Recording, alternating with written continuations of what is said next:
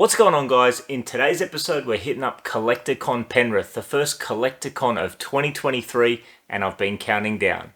But before that, I've got a bit of a trek ahead of me. My car's in the shop at the moment, so I've got 2 buses and a train to catch, which is why I'm filming this intro in the collection room as opposed to in my car. So let's cut the chat, let's hit the road, and I'll see you there.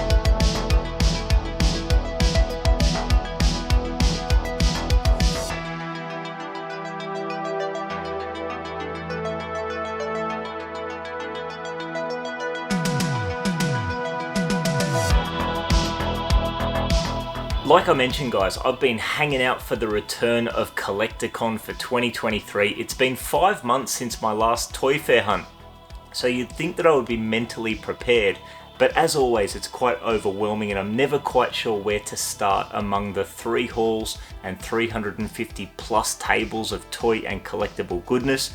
I had the early bird entry, which meant 1 hour before the general admission crowds poured in, and knowing how to get the best out of that first hour is always tricky.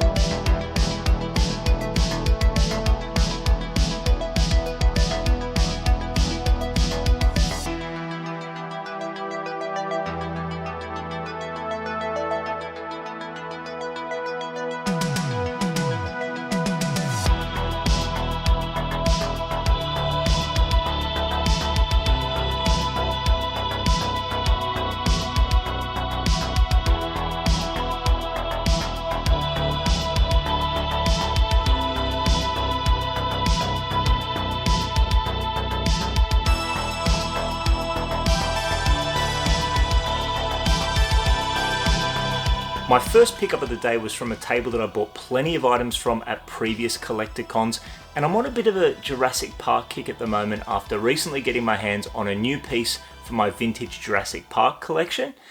That piece is going to feature in a video that's coming up on the channel soon, but I was really happy to spot on that table a figure that I needed from the original Kenner Jurassic Park line, and it's this Dilophosaurus, a pretty readily available common figure at a good price, in nice condition, so I had to scoop up the Dilophosaurus, and it's always a good feeling to get that first pickup of the day.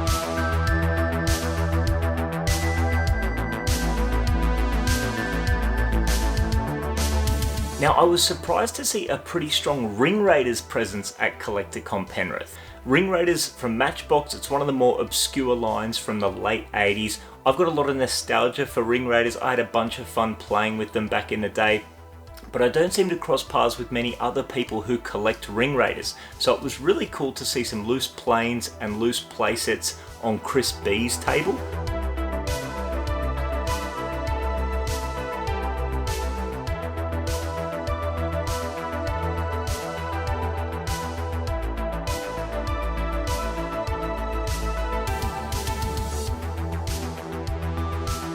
And right next door, we had Tony B from Uncle T's Toys, and Tony had some awesome carded sets. One of them I just had to pick up, and it's this wing set right here. So we've got the Skull Squadron, which are the villains in the Ring Raiders universe, and this set is kind of interesting to me for a few reasons. First of all, it's dated 1989. Now, I didn't know that Matchbox was still putting out Ring Raiders sets in 1989. I always thought Ring Raiders was a bit of a one-wave wonder in 1988, so I was intrigued to see a 1989 set. Secondly, most of these wing packs came with 4 planes. This one only comes with 3, and in far more outlandish colours than I'm used to seeing for Ring Raiders. And Ring Raiders is a colourful line, but these ones are just taking it to the next level, which again seems in fitting with Matchbox trying to keep things interesting as interest in the line was starting to die down. But Ring Raiders are full of just repaints of the same sculpts. And another thing that I found interesting is we've got a sculpt here that I've never seen before. So anyway, I mean, I'm obviously a bit of a nerd about Ring Raiders, but seeing this carded set, I knew it had to come home with me.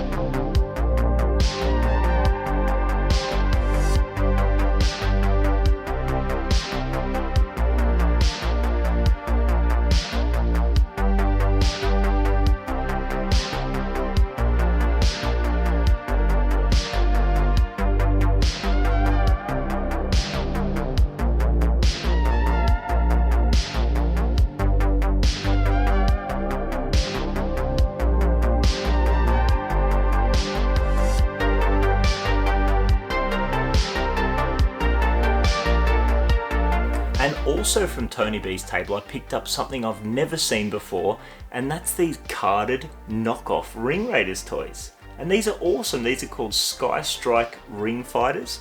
They look very much like Ring Raiders in terms of their scale and their style, just super bootleggy, proper dollar store specials, unpainted, uncoloured on the card back. The planes don't even have names. There's no indication of who's a good guy, who's a bad guy. But they do have a very cool play feature, and that is the planes actually fire off the rings, or at least they're supposed to do that. They're supposed to launch off the rings.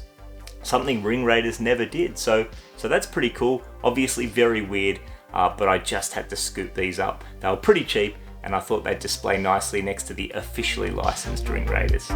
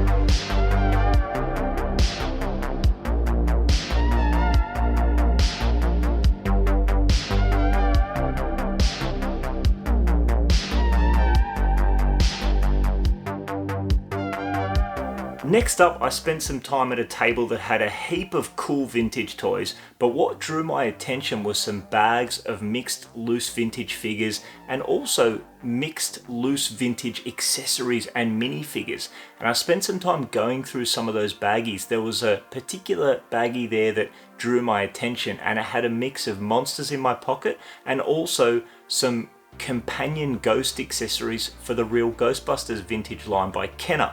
And I found a couple of cool pieces that I needed for my collection. So first up, we've got a monster in my pocket that I needed to complete my childhood collection. This guy is called Hanover, and he's one of only 4 or 5 that I needed. So I think I'm down to 3 or 4 now to complete the childhood collection of the first series of 48 monsters in my pocket. And secondly, an accessory that I've been chasing for ages, and that's the sore throat ghost that I needed to complete my Fright Features Egon Spengler Real Ghostbusters figure. So I love finds like this at toy fairs, like going through rummage tubs of accessories and minifigures that go with, you know, vintage lines is something that I always enjoy at a toy fair, and it's always cool to come out with some awesome pieces for the collection.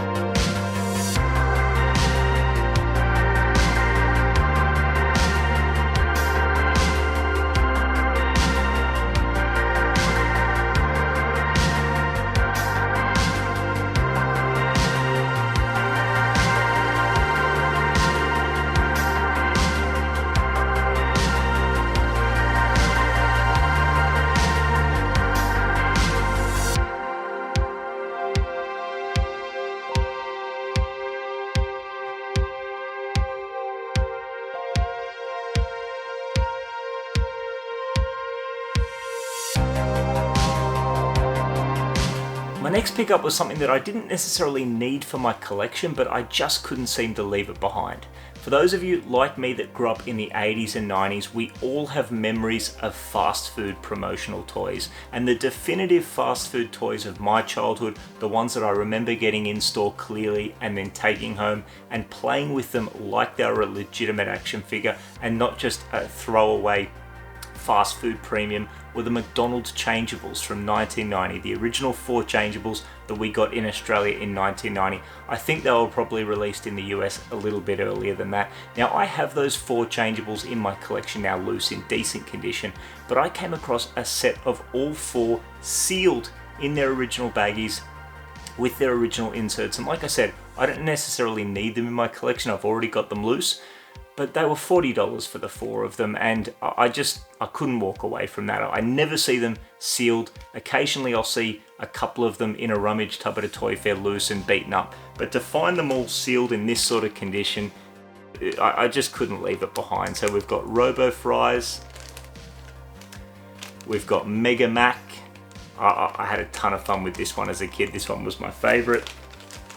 We've got the Shakenetic. Now this one was the hardest one to come by when I was completing my loose collection, and mine isn't in the best condition, so really cool to have that one. And lastly, we've got Burgertron. So really cool to get all 4 of these changeables sealed in their original baggies with their inserts. And to top it off, when I came across these on the table, as you'll see, they came in a McDonald's bag that was like straight from a McDonald Land birthday party in 1990. So that was just the cherry on top. I've got no doubt that those changeables left the store in this bag, so I've got to make sure I hang on to that as well. So that was a fun pickup as well.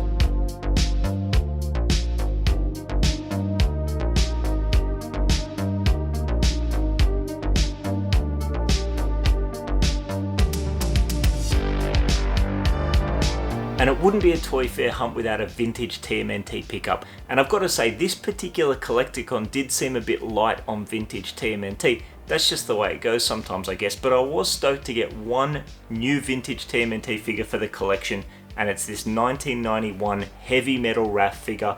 He is complete. He's got both of his drumstick size. He's got his guitar accessory, and he's got both of his little record disc accessories as well. So really happy to get Heavy Metal Raph in the collection. He's the first figure that I've acquired from this particular sub-series, this Musical Turtles line, and it's always good to tick off another complete TMNT figure for the collection.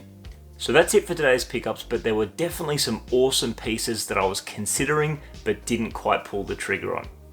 The table where I got the vintage Jurassic Park Dilophosaurus figure had an awesome loose figure of the mummy from Imperial Toys' 1986 classic movie monsters line. It's a figure that I saw carded at Lobo's Collectibles in Melbourne last year, so it was really cool to see a much more affordable loose version of that figure. But he had seen better days, so I decided to pass on that mummy figure, but it was really cool to see.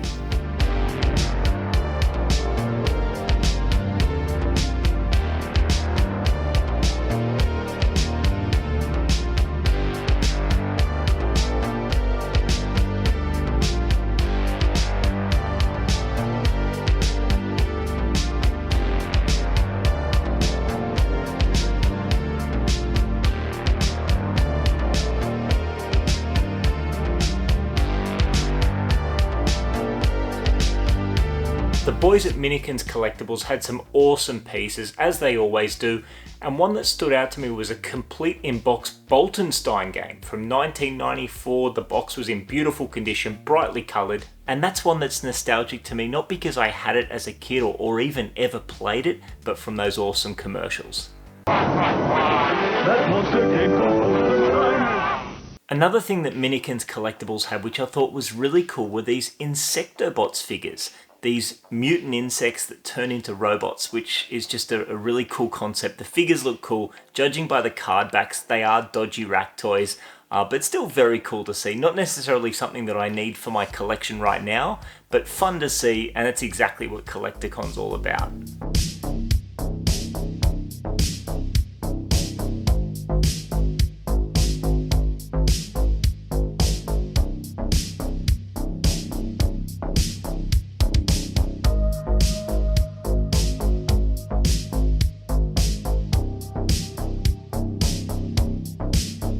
It's always great fun wandering around the show and seeing such a huge variety of not only the vintage toys that I focus on, but also a huge selection of modern toys and collectibles, video games, comics, trading cards, accessories like acrylic cases and figure stands, VHS, and also like really cool pop culture inspired art and apparel. Way more than I could possibly cover in one toy hunting video. At a guess, I'd say I probably got about 10% of what you see at Collecticon in this particular video. So there really is something for everybody. And of course, after 5 months since the last Collecticon, toys aside, it's also awesome from a social perspective, mixing it with other collectors, hanging out with my little toy hunting crew, and also, you know, seeing familiar faces and also meeting some new faces as well. I finally got the opportunity to meet Jewel, a supporter not only of my channel, but the broader YouTube collecting community. It was great to meet you, Jewel, and also some other friends of the channel I met for the first time. Abdul, thanks for saying g'day, and also Jordan, it was nice to meet you as well, so shout out to you champions. And a special shout out to some legends that surprised me with some extra goodies. First up, we've got Adam. Adam hooked me up with a Bucky O'Hare Commander Dogstar figure a while back, maybe a year ago or so. And in tidying up, Adam stumbled across the extra blaster that I needed for Commander Dogstar, and he brought it with him to Collecticon.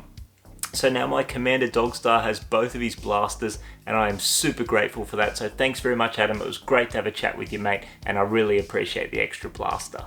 And then we've got my mates Dean and Sarah from Totally Taylor Retro Hunters on Instagram, who blew me away with a couple of extra gifts that were completely unexpected but very much appreciated. First up, Dean scooped up from Tony B another one of these Sky Strike Ring Fighters for me. So the Ring Fighters collection is starting to fill out, so that is just awesome. Dean, thank you so much for that, mate. That is going to be displayed proudly and is very, very much appreciated.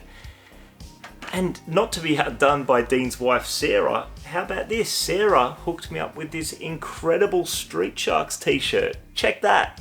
How cool is the artwork on this Street Sharks t-shirt? And this is just a perfect example of some of the awesome apparel that they have on offer at Collecticon Penrith, and I can't wait to rock the Street Sharks shirt. So Sarah, Dean, thank you so much. I really do appreciate it. And with that, the first Collecticon for 2023 is in the books. Big thanks to Amy and her team for putting on such a great show as always. Shout out to all the vendors and everybody that got out and supported Collecticon and made it a special day, including my crew, the Keep On Collecting lads, Monique, Dan, the Taylors, and everybody else that got out and hung out with us. And I can't wait for the next one. And thankfully, we don't have to wait too long because the next one's in May, and we've got Ryan the Collector Kid joining us as well. So that's going to be a fun one. But that is it, guys. Hope you enjoyed the video. If you made it this far, you're a dead set champion. Hope to hear from you in the comments. As always, you can hit us up on Instagram at Crusher Collects. And until the next one, cheers.